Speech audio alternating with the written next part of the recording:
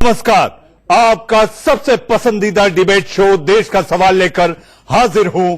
मैं हूं मनीष अवस्थी।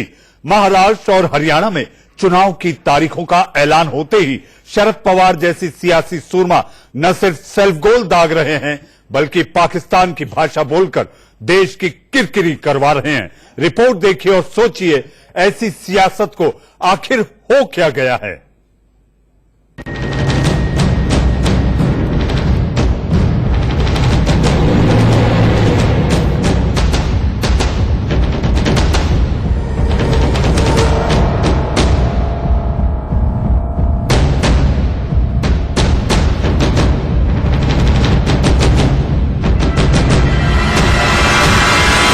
हा जो प्रकार झाला सीमेवरचा पुलवामा आणि त्या सगळ्या प्रकाराच्या नंतर देशातलं चित्र एकदम बदललं आणि त्याचा पुरेपूर लाभ हा राज्यकर्त्यांना झाला.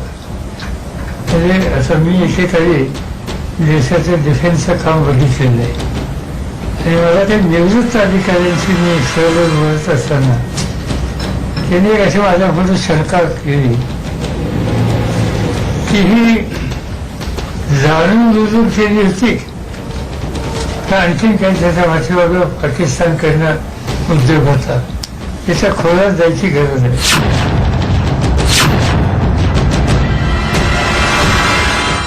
थू है ऐसी सियासत पर, थू है ऐसी नेतागिरी पर और थू है ऐसी समझ पर जो अपने ही देश के गुरूर को चौराहे पर नीलाम करवा दे. पवार साहब, जब आप पुलवामा पर हुए आतंकी हमले पर यह बयान दे रहे थे तो क्या आपको याद था वो दर्द जो 40 जवानों की शहादत के बाद पूरे देश ने महसूस किया था? क्या आपने देखी थी वो तस्वीरें जब एक धमाके ने देश की पहरेदारी कर रहे जवानों के जिस्मों को मांस के लोथड़ों में बदल दिया था?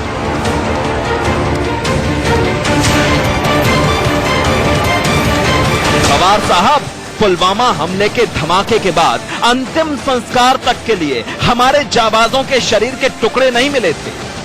जाबाजों की शहादत को मिट्टी करने वाला यह बयान देने से पहले आपको शर्म नहीं आई?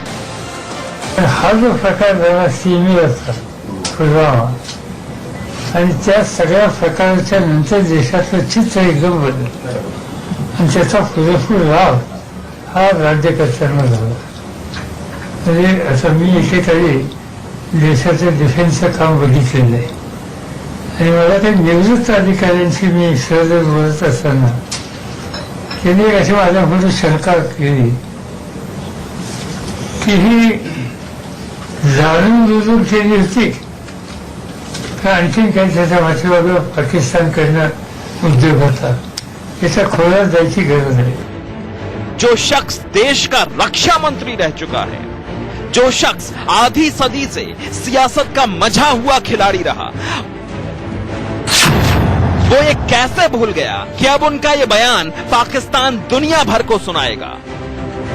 पाकिस्तान इस बयान के सहारे खुद को बेगुनाह बताएगा और चिल्ला चिल्ला कर कहेगा कि भारत सरकार तो अपनी सेना पर खुद हमला करवाती है. पाकिस्तान कहेगा कि हिंदुस्तान में तो देश की रक्षा करने वाले वीर सपूतों का सरकारी कत्ल होता है.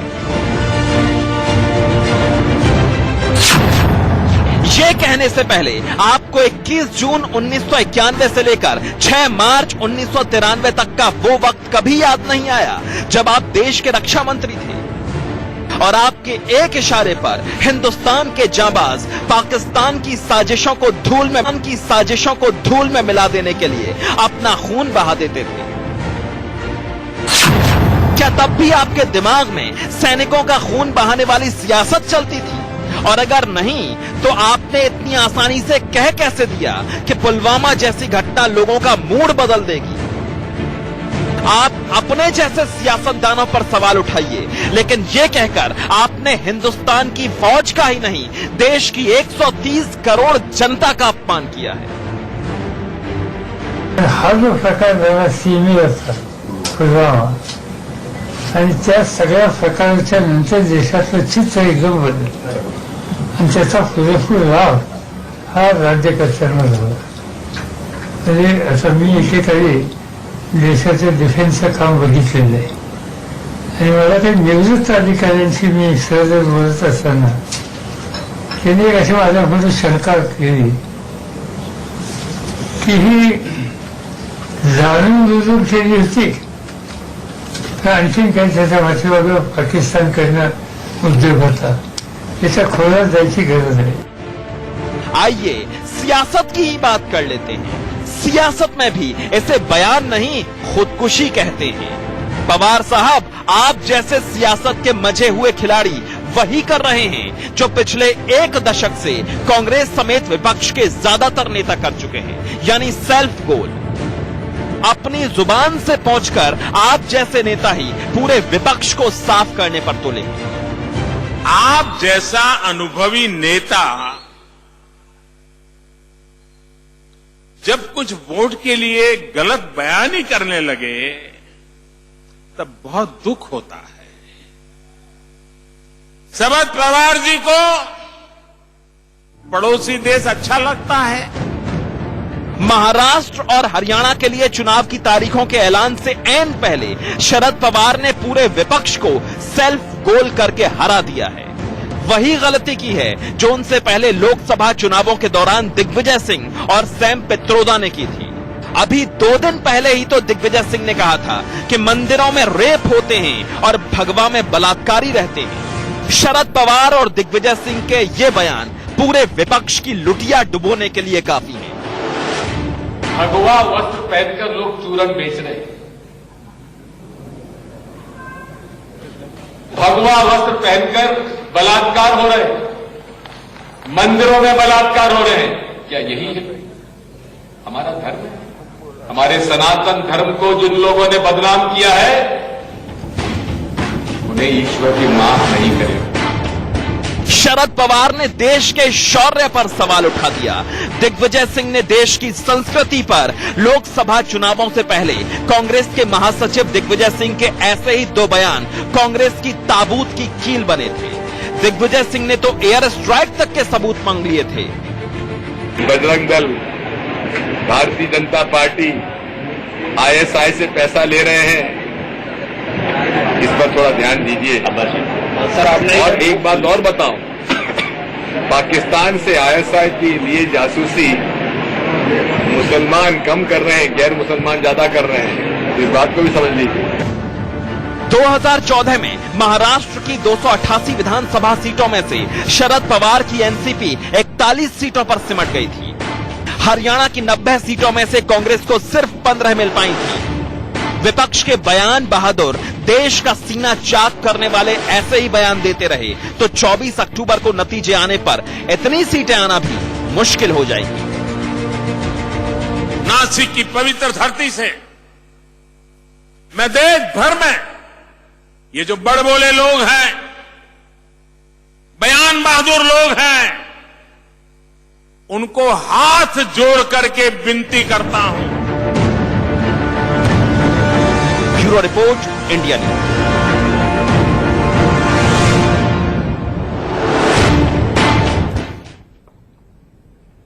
दो राज्यों में विधानसभा के चुनाव की रणभेरी बच चुकी है.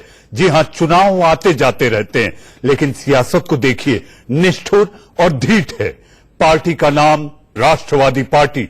राष्ट्रवाद के नाम पर जहर उगलना मानो ये समझिए कि गुणधर्म सा हो गया है. और अगर इसके साथ बात करें तो क्यों न शहीद सैनिकों का अपमान किया जा रहा है, इस पर बवाल मचे. जी हां, बवाल भी मचा क्योंकि चुनाव लोकसभा हो या विधानसभा, जन भावनाओं के खिलाफ बात कर कर अपना चुनाव जीतने का मकसद यानी कि वोट के लिए देश के सम्मान को ताक पे रखना सियासतदानों के लिए खिलवाड़ सा हो गया है. इसी बात को लेकर मचा है बवाल और मैं लेकर आया हूं देश का सवाल. जी हां, देश का सवाल में एक बड़ा पैनल है मेरे साथ.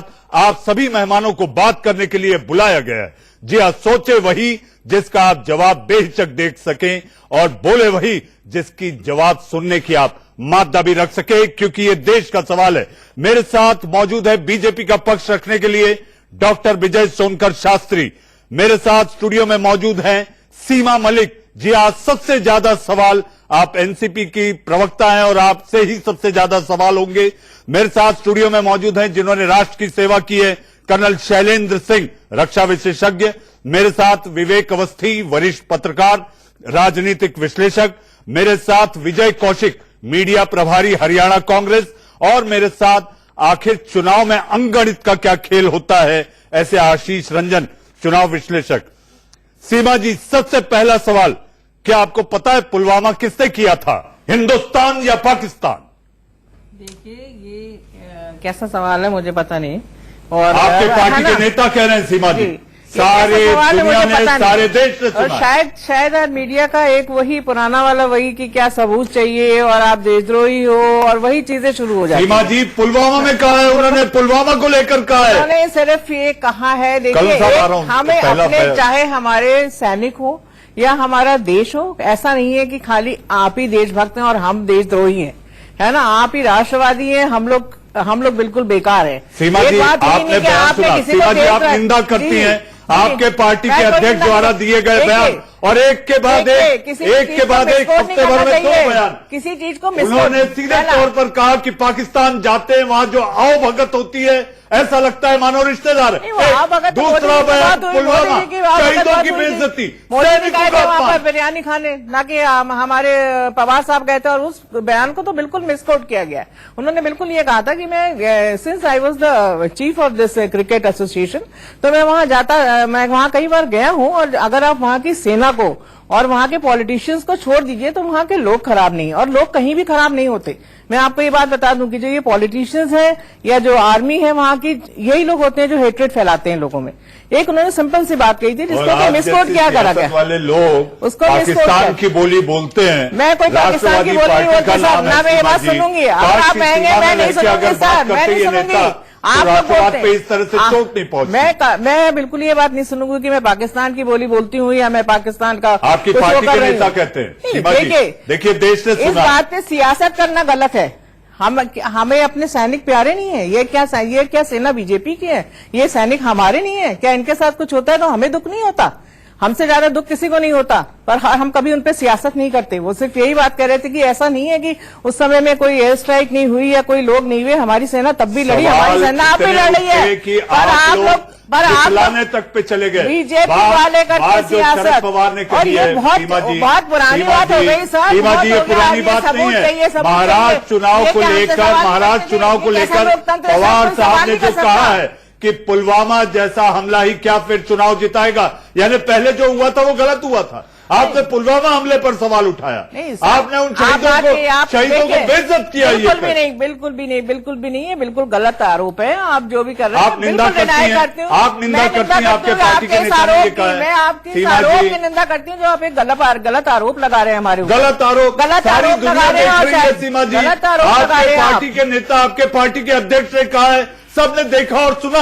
मेरे साथ पैनल में तमाम लोग बैठे हैं, इन्होंने भी देखा सुना। कर्नल साहब, आपने देश की सेवा की है, आपने शरद पवार को सुना, शहीदों का, शौर्य का, पराक्रम का आप लगता है सम्मान। No, I don't agree with you at all. ऐसा कुछ नहीं कहा उन्होंने, ऐसा कुछ नहीं कहा उन्होंने। आई एम वेरी हैप्पी आप उससे एग्री नहीं कर रही है, बड़ी अच्छी बात है। लेकिन मेरे लिए, मेरे बेनिफिट के लिए, क्योंकि मनीष जी ने जो शुरू में सवाल बोला उसका जवाब नहीं आया। सवाल मुझे सिर्फ ये बताइएगा जी, मुझे सिर्फ ये बताइएगा, पुलवामा हिंदुस्तान ने किया या पाकिस्तान ने किया? देखिए, आप बड़ी सुलझी हुई बातें कर रही हैं, मैं सुलझा हुआ जवाब बातें कर रही हूँ, और जो सुलझा हुआ जवाब, आपकी अपनी फीलिंग क्या है कि पाकिस्तान ने कराया या हम इंडियंस ने ही कराया था? ये कौन कहता है कि हम इंडियंस नहीं कराया था? बस वेरी गुड। तो आप इससे एग्री नहीं करती हैं कि पुलवामा ऐसा ये कि आप एक उस पर बैठ के आप समझ लेते हैं आप ही देशभक्त हैं, मतलब हम लोग हमारा तो देशभक्त नहीं है, हमारे तो राम नहीं है। सीमा जी, मैं आपकी मजबूरी समझ सकता हूँ। आपके पार्टी के अध्यक्ष ने कहा है, आपके पार्टी के अध्यक्ष ने कहा है, आपकी मजबूरी में समझ सकता हूँ।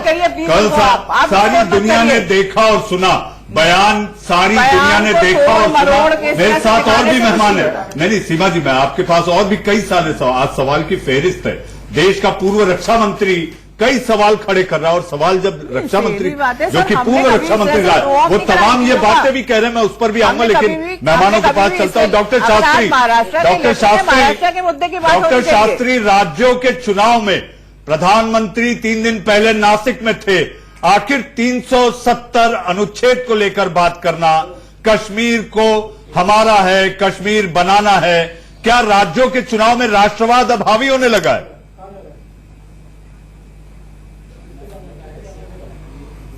देखिए, राष्ट्रवाद की बात करना क्या गलत है क्या? क्या 370 की बात करना गलत है क्या? अर्थव्यवस्था की भी बात कर ये कैसा प्रश्न किया जा रहा है? अरे 370 यह वह अनुच्छेद था जिसको हटा करके एक तरह से ये एक बहुत बड़ा काम इस देश के लिए हुआ है। आज तक क्यों नहीं हटा था? सर वो तो ठीक है, लोगों को क्या अवसर नहीं मिला था? समय सर, लेकिन बावजूद इसके बात करेंगे, हटा नहीं। आप चुप रहिए, आप बिल्कुल गलत बोल रही हैं। आप बोल रही थे, कोई नहीं बोल रहा था। क्या आप इस तरह से नहीं बोल सकती हैं। बोल रहा था? आपके नेता शौर्य पर और जवानों के अदम्य साहस पर उंगली उठाते हैं। आप लोगों को तो शर्म आनी चाहिए। साहस पे उंगली नहीं उठाता। सेना हमारी भी उतनी है, हमें भी उतना सेना से प्यार है।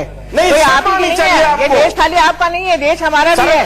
हम भी देशभक्त हैं, हम ज्यादा देशभक्त नहीं है, बता दूं आपको। गलत बात बोलते हैं। नहीं, आप बिल्कुल और आप भी बोले जा ऐसा रही नहीं है। आप लोग ने देशभक्ति का चोला हो रही है, बाकी सारे लोग देशभक्त नहीं है, ऐसा कुछ नहीं है सर। सेना के नहीं, हम देशभक्ति की और बात सेना नहीं कर खाली रहे हैं। आपकी नहीं है, हमें आपका ज्यादा प्यार है सेना को। हमारे घर में पता नहीं कितने लोग हैं सेना में। भक्ति की बात नहीं कर रहा हूँ। हाँ, तो आप मुझे ये मत बताइए। अच्छा नहीं, शास्त्री नहीं, जी, आपके घर में होंगे लोग, आप इसी तरह से अपने घर के लोगों का अपमान करती है। क्या हम यही आपका संस्कार आज है। महाराष्ट्र में इलेक्शन है, महाराष्ट्र के लोकल इलेक्शन पे बात करिए सर। महाराष्ट्र के लोकल इलेक्शन पे बात करिए। आपने कुछ काम नहीं किया, इसलिए आज आप सीमा जी, महाराष्ट्र के मुद्दे रखेंगे, आप महाराष्ट्र में आपकी पार्टी के भी नेताओं ने कोई कोर कसर नहीं आप छोड़ी गलत बात कर है। रही ये हैं। मत आप भूलिए। सबूत और तमाम बातें, सर्जिकल सेना के स्ट्राइक को ऊपर सर्जिकल स्ट्राइक कह देना, आपने भी पुलवामा, अरे आपके पूर्व गृह मंत्री ने तो ये कह दिया कि बालाकोट में उतने आतंकी मरेंगे। तो देखिए ऐसा है, सीमा जी एक बात समझिए, ये शुरुआत जो हुई है पवार साहब को राष्ट्रवाद का मुद्दा उछालकर और उस पर संदेह, शक, पराक्रम और शौर्य पे बात करना, उस पराक्रम और शौर्य की गाथा को गुणगान करने की बजाय उस पर शक करना, आखिर ऐसा कौन शास्त्री जी से केवल इतना पूछ रहा हूँ, क्या लोगों का रोजगार छीनना राष्ट्रवाद है? क्या भ्रष्टाचार फैलाना राष्ट्रवाद है आपका? क्या इस देश की अर्थव्यवस्था को चौपट कर देना आपका राष्ट्रवाद है? क्या प्रदूषण में देश को नंबर 1 बनाना आपका राष्ट्रवाद है? शास्त्री जी, 5.5 लाख लोगों को रोजगार मिला है। माफ नहीं करेगी ये जो कौन सा रोजगार की बात कर रहे हैं? किया इस देश 1 लाख करोड़ का कर्जा कर दिया, इन्वेस्टमेंट आया है। और कौन सा रोजगार की बात कर रहे हैं? 63,000 कारखाने हैं, तो कौन सा रोजगार की बात कर रहे हैं? आप लोग बहस को भटकाते हैं, बहस में आप मुद्दे पर आइए। आज चूंकि वो आपके अलायंस पार्टनर है, आज अलायंस पार्टनर आप ये कहिए, चलिए आप दोनों मिलकर चुनाव लड़ रहे हैं, आप निंदा करते हैं, आप निंदा करते हैं शरद पवार ने जो कहा है, आप निंदा करते हैं, आप दोनों चुनाव लड़ रहे हैं साथ में। हर उस व्यक्ति की निंदा करते हैं जो देश के खिलाफ बोलता है। सत्ता में ये लोग हैं, अगर उन्होंने गलत बोला इन्हें मुकदमा दर्ज करना चाहिए। देश के खिलाफ किसी के बयान से अगर सेना का मनोबल कम हो रहा है तो इन्हें मुकदमा दर्ज करना चाहिए। लेकिन मैं ये पूछ रहा हूँ आपका कैसे राष्ट्रवाद है? क्या निंदा करें? क्या शास्त्री जी हाथ जोड़ कर पूछ रहा हूँ, 45 साल में सबसे ज्यादा बेरोजगारी अभी मैं आपको सुनाता हूँ विजय जी, आप लोग निंदा करें ना करें, लेकिन वो शहीदों के परिवार वाले निंदा कर रहे हैं। आइए मैं सुनवाता हूँ शहीदों के परिवार वाले किस तरह से निंदा कर रहे हैं। लोगों की रोटी छीन लेना, लोग रोटी मांगते हैं तो आप राम मंदिर की बात पर आ जाते हैं, की बात पर आ जाते हैं। राष्ट्रवाद है? सुनिए मुस्लिम विजय जी सुनिए, विजय जी सुनिए। स्टेटमेंट दिया गया वो एक राजनीतिक स्टैंड था, क्योंकि उन जो पुलवामा अटैक में शहीद हुआ उनको एक राजनीतिक लाभ के लिए शहीद बताया, और ये शहीद बताया गया उनके परिवार के लिए और देश के लिए तो एक सबसे बड़ी तुष्टिकरण की राजनीतिक साथ निंदनीय बात है, क्योंकि ऐसा नहीं होना चाहिए। उन शहीद परिवार के ऊपर क्या गलती होगी जब ऐसे स्टेटमेंट देते हैं, क्योंकि राजनीति अपने वोट के लालच में कितनी गिरी हुई और कितनी सोच गिरी हुई और कितनी गिरी हुई नीचे बात कर सकते हैं, उसकी बातों से पता चलता है। नहीं शहीद प्रांत मतलब उनकी बातों में तो झूठता एकदम नितरता दिखाई दे रही है। उनको ऐसी नहीं सोचनी चाहिए सरकार के बारे में। पुलवामा हमला जो भी हुआ है मतलब एक घटना हुआ है तो बहुत बड़ा हादसा हुआ है। यह राजनीतिक पार्टियां अब इस तरह के हमले करती हैं, हम लोगों की जानकारी में तो रहता नहीं है। वो राजनीतिक पार्टियां कुछ भी आक्षेप लगाएं किसी के प्रति, हम लोग नहीं कह सकते हैं कि इसलिए किया गया है, जानबूझ करके किया गया हो या किया हम लोगों की जानकारी में नहीं। सीमा जी, विजय जी, आप लोग निंदा करें ना करें, शहीद के परिवार वालों ने जो कहा वो आप लोगों ने सुना। विवेक जी, मनीष जी, मैं केवल एक सवाल करना चाहता हूं, मेरी एक बात का जवाब दे दें शास्त्री जी। शास्त्री जी, अगर आपने पुलवामा अटैक पर राजनीति नहीं की थी तो सुप्रीम कोर्ट ने क्यों आप पर रोक लगाई कि आप चुनाव में शहीदों का इस्तेमाल नहीं करेंगे? बताइए, आप लोगों ने पुलवामा अटैक पर राजनीति नहीं की तो सुप्रीम कोर्ट कैसी बात कर रहे हैं? फोटो लगा के आपने हमें भी प्यारे हैं, हमें भी उनके पराक्रम पर उंगली उठाने के लिए आप एक नादान लीडर के ये वही कांग्रेस है आपका नेता भी तो वही नादान है जो समझता ही नहीं किसी चीज को। हमारी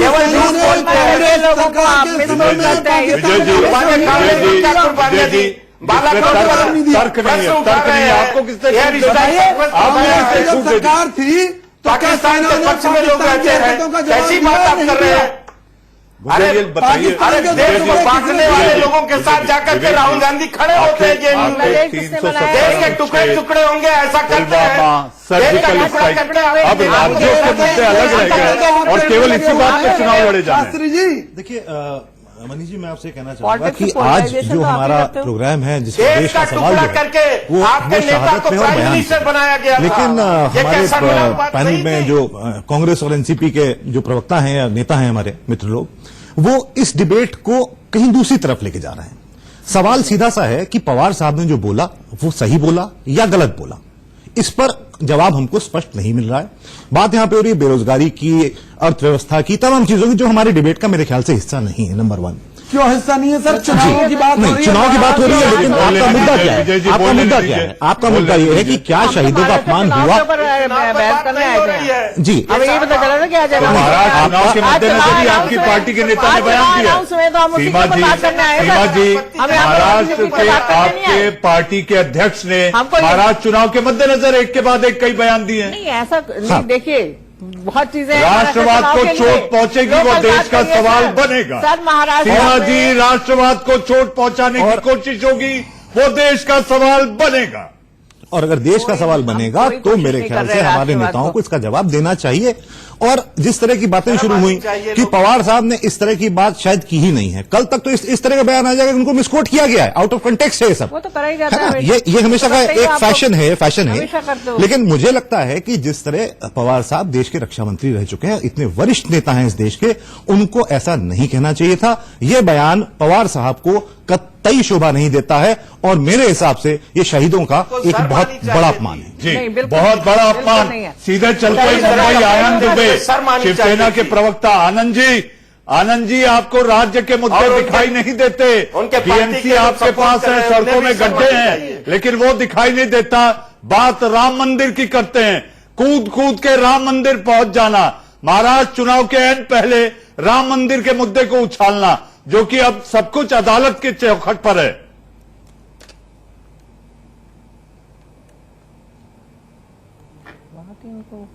सबसे पहले तो मैं आपसे कहना चाहता हूं कि जो डिबेट है ये किसी और ही दिशा में जा रही है, इसमें कोई किसी की बात सुन नहीं रहा। आप अगर मुझे 2 मिनट बोलने का मौका देंगे तो मैं अपनी बात स्पष्ट रूप से आपको बोलने के लिए बुलाया गया है। देखिए सबसे पहले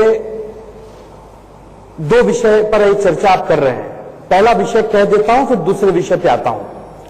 इस समय चुनाव के एन पहले पुलवामा शब्द जैसे शब्द का प्रयोग करना ये राजनीति को शोभा नहीं देता।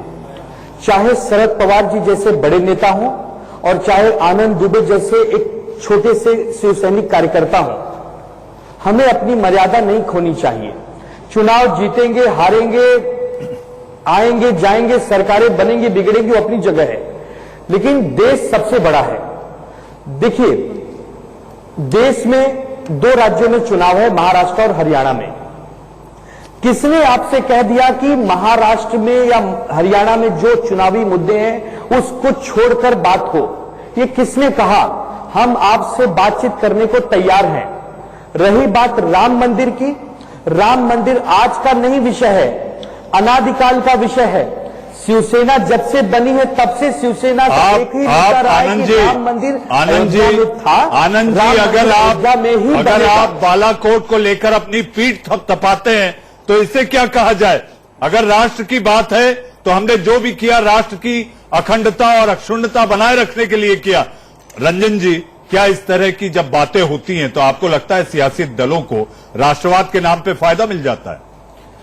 देखिए, दो चीजें जो है, धर्म और राष्ट्रवाद, दो ऐसी चीजें हैं जो आस्था का विषय होता है, और इसमें जो भी पावर में होते हैं या जो भी लीडिंग में होते हैं उनको हमेशा एक अपर हैंड होता है, क्योंकि उनको ज्यादा डिफेंड नहीं करना होता, एक इमोशन के साथ प्ले करना होता है।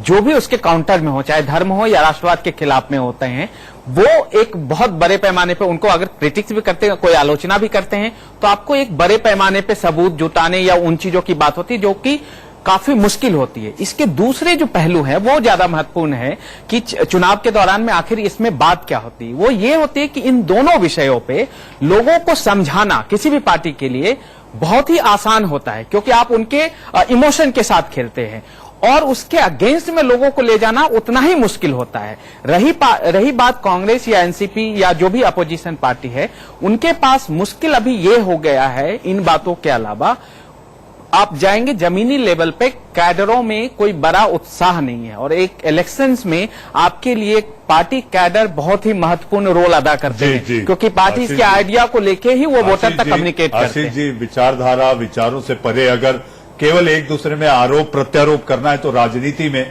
जो वोटर है वो सब जानता है कि आखिर उसे करना है। कर्नल साहब, इस तरह की बयानबाजी जो होती है, आपको लगता है कि पड़ोसी मुल्क इसका फायदा उठाता है? जो हमने देखा भी है यूएनएचआरसी में, हमने देखा कि हमारे नेताओं का, विजय जी थोड़े चौकन्ने हो रहे हैं कि मैं नेताओं के नाम की बात का उल्लेख कर रहा हूं, तो इस तरह से सेना का मनोबल भी इस पे असर पड़ता है, ये साफ तौर पे दिखाई देता है। देखिए, वैसे मैं आपको बता दूं कि जब भी इस तरह की कोई आप स्टेटमेंट देते हैं, इसमें कोई डाउट नहीं होना चाहिए, आप अपनी कंट्री को शेम कर रहे हैं, पहली बात। और अगर वो पाकिस्तान को मौका मिल रहा है तो उसको एक्सप्लॉइट करेगा, कोई रॉकेट साइंस नहीं है इसके अंदर। बट अभी साहब ने कहा कि राष्ट्रवाद जो है वो आस्था का मामला है। सर, मैं आपसे एग्री नहीं कर पाऊंगा, ये आपके खून में होना चाहिए। इसमें आस्था का कोई, रिलीजन आपका आस्था हो सकता है, राष्ट्रवाद आपका आस्था नहीं हो सकता, अदरवाइज मेरी पूरी फौज गलत हो जाएगी। मैं आप सब पॉलिटिशियंस से सिर्फ एक, मनीष जी, समझना चाहूंगा, भाई आपको ले देकर ये फौज वाला ही टॉपिक पर कमेंट क्यों करना पड़ता है? मतलब आपको ऐसी क्या मजबूरी पड़ रही है कि आप पुलवामा के ऊपर आ गए?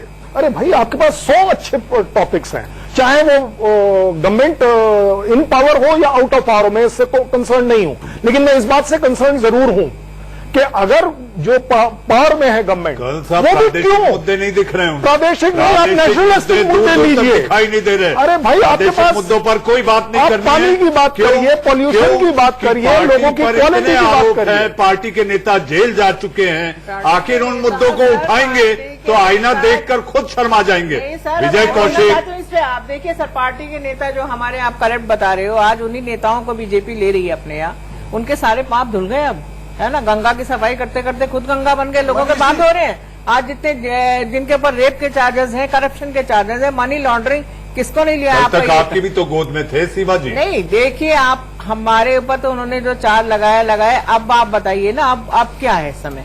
अब वो अच्छे हुए, लेकिन आपको मिल जाती है, कैसी बातें करते हैं लोग। हमारे बताई दिया। मैं आपसे एक बात पूछना चाहता हूँ, ये खाली ये घोटाले में ये सरकार कहती है कि घोटालों के खिलाफ है, भ्रष्टाचार के खिलाफ है। भारतीय जनता पार्टी की सरकार है हरियाणा में, वहां पर अंग्रेजों ने एक कानून बनाया था 1919 में, पीएलपी एक्ट, अरावली और शिवालिक की श्रृंखलाओं को बचाने के लिए। मनोहर लाल खट्टर सरकार ने उस एक्ट को चेंज कर दिया। और एक्ट को चेंज करके पूंजीपतियों को फायदा पहुंचा के जब सुप्रीम कोर्ट में गए तो सुप्रीम कोर्ट ने अपने डंडा चलाया और हरियाणा सरकार को जमीन मेरी डिबेट को चेंज करने की साजिश कर रहे हैं। विजय जी, मेरा सीधा आरोप है आप पे, आप मेरी डिबेट को चेंज करने की साजिश कर रहे हैं। हम ये बताना चाहते हैं, आप मेरी डिबेट को चेंज करने की साजिश कर रहे हैं। आप जवाब दीजिए कि आपकी पार्टी के भी नेता, आपकी पार्टी के नेता, आपके अलायंस पार्टनर हैं, आपके पास कोई जवाब है? आप इस तरह से राष्ट्रवाद के खिलाफ बात कर आपको लगता है कि वोट पाने के लिए कुछ भी करेगा? नहीं, देश के लिए जितना हम समर्पित हैं, भाजपा के लोग नहीं है उतना समर्पित। राजनीति ये लोग कर रहे हैं, इसलिए सुप्रीम कोर्ट को इन पर रोक लगानी पड़ी कि चुनाव में आप शहीदों का इस्तेमाल नहीं कर सकते, सैनिकों का इस्तेमाल नहीं कर सकते। काम नहीं किया आप, खाली इनको बेनकाब किया सुप्रीम कोर्ट ने। आप, मैं ये कहता हूँ कि शहीदों का कौन आप राजस्थान चुनाव हारे शास्त्री जी, देश देख रहा है। आप कहाँ रह गए? विजय कौशिक, अगर आप पूरा आंकड़ा और ग्राफ देखें, क्रोनोलॉजी में देखें, आप कहाँ खड़े हो आपको नहीं पता? संसद में कितना आंकड़ा है बताइए, कहाँ खड़े हैं आप? जनता जनार्दन का आदेश सिर माथे पर, हमसे जो गलतियां हुई हैं हम उन्हें दूर कर रहे हैं। तो ये गलती भी मानिए, ये गलती भी क्या आप मानेंगे? इस तरह के जो बयान है, इस तरह के जो बयान है, पहले भी कहा था कि अगर कोई नेता ऐसा बयान देता है कि जिससे सेना के शौर्य पर असर पड़े, उनके खिलाफ मुकदमा दर्ज करो, उन्हें चाहे मकोका में बंद करो, चाहे किसी भी कानून में बंद करो। सेना के ऊपर कोई ऐसा कमेंट नहीं होना चाहिए जिससे कि सेना तो बताओ ना कि भारतीय जनता पार्टी ने कौन सा ऐसा बयान दिया है जो सेना के शौर्य पर और अदम्य साहस पर कोई असर पड़ा है? बताओ ना एक। शास्त्री जी, हम तो सेना का गुणगान करते हैं, हम तो सेना के शौर्य का बखान करते हैं, हम तो कहते हैं घुस करके पाकिस्तानियों को ताश नश करते हैं। शास्त्री जी, शर्म करो, कैसी बात करते हो? मुद्दे नहीं है, हम तो कह रहे हैं तुम्हारे नेताओं ने क्या किया है? क्योंकि आपके नेताओं ने क्या किया है? रास्ते पर धकेल क्यों दिया है, जनता ने उनको सजा दिया है? अरे जरा समझ की बात करो, थोड़ा सा जब स्टेटस की बात होती है तो अपने स्टेटस को भी बढ़ाओ। मैं ये कहना चाहता हूँ कि अगर रोजगार पर बात होती है, अगर सरकार पर बात होती है तो आप बात करते हैं, भ्रष्टाचार पर बात करना चाहते हो तो आप भ्रष्टाचार पर बात करें। सवाल उठाया है, सेना पर सवाल उठाए कौन सा? भ्रष्टाचार पर बात करना है तो बताओ, भ्रष्टाचार पर बात करेंगे। हमारी सरकार के ऊपर एक दाग भी नहीं लगा है आज तक। देश की उस पर भी कभी बात कर ले हम। न हमारी केंद्र की सरकार पर, न राज्य की सरकार पर, और न ही हरियाणा की सरकार पर, न महाराष्ट्र की सरकार पर एक भी भ्रष्टाचार का दाग नहीं लगा है। इतना मोटी रकम खाई गई इसमें। मेरी चुनौती है भ्रष्टाचार के मामले में हमारी सरकारों पर रुपया का भी नहीं लगा है। अगर बात कर रहे हैं तो आओ बात करते हैं। पिछले हफ्ते ही सबसे आपका नेता जाकर के ये गलत बात करने वालों को आप लोग इसलिए कर रहे हो क्योंकि आपके कैरेक्टर में और कुछ बचा नहीं है। आपका कैरेक्टर जो है वो इतना नीचा चला गया है कि अब आप ऊपर आने के लिए हर आदमी, हर पार्टी अनफॉर्चुनेटली सेना का रस्सी पकड़कर ऊपर आना चाह रही है। तो गलत बात है, सुन लीजिए, बिल्कुल गलत बात है। आपकी चाहे कोई भी करे, कोई भी करे, कोई भी, मैं किसी की, देखिए मैं कह रहा हूँ कोई भी पार्टी हो, मनोबल बढ़ा, कोई भी पार्टी हो, अगर सेना का इस्तेमाल कर रही है, अच्छे बुरे दोनों के लिए मैं कह रहा हूँ आपको नहीं करना चाहिए।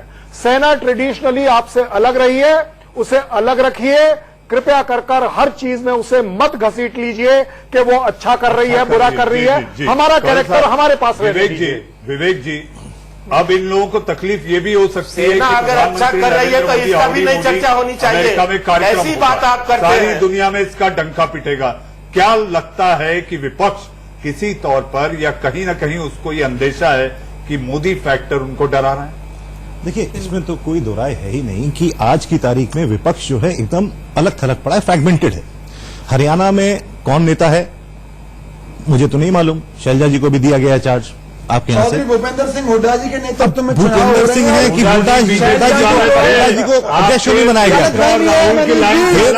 बीजेपी की नींद उड़ी पड़ी है जिस दिन से चौधरी भूपेंद्र सिंह हुड्डा जी को और शैलजा जी को हरियाणा में मीडिया प्रभाव, हरियाणा में मीडिया प्रभाव भाजपा वालों को नींद नहीं आ रही को लेकर तारीफ की। बिल्कुल हुड्डा जी ने जो कहा वो देश के हित में कहा। आने वाले थे, रोका गया मान मनोबल।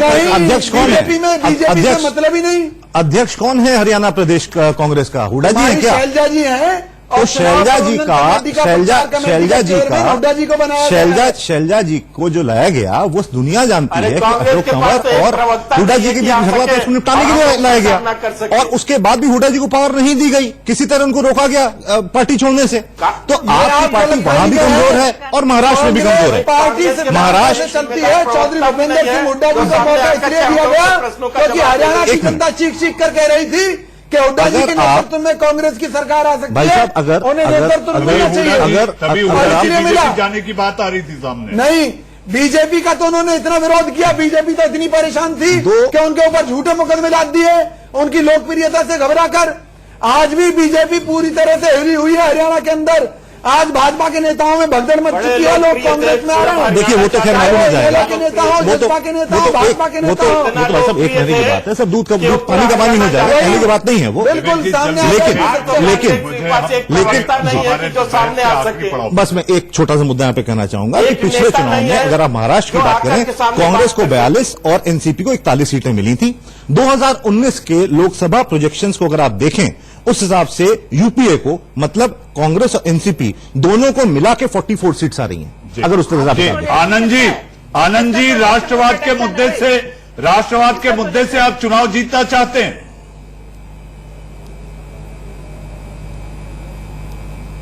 देखिए मनीष जी, आपके इस पूरे डिबेट में आधे घंटे से ज्यादा का डिबेट हो गया और मुझे आपने 1 मिनट भी बोलने नहीं दिया। ये डिबेट का कोई तरीका नहीं है।